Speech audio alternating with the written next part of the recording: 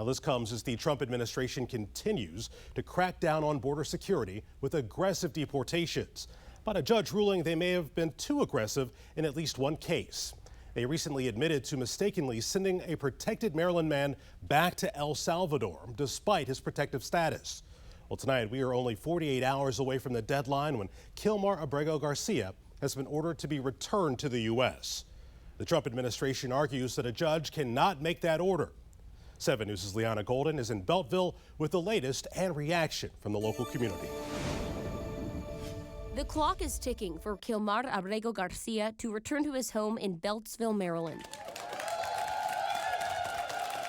On Friday, a supportive crowd cheered after a court ruling that determined Abrego Garcia must be sent back to the United States no later than 11:59 p.m. Monday.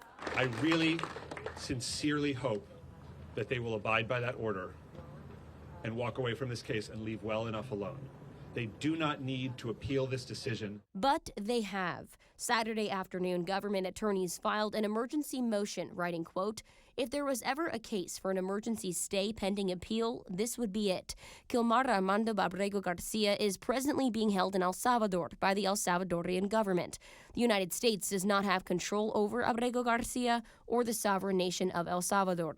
Nevertheless, the court's injunction commands that defendants accomplish somehow Abrego Garcia's return to the United States in give or take 1 business day.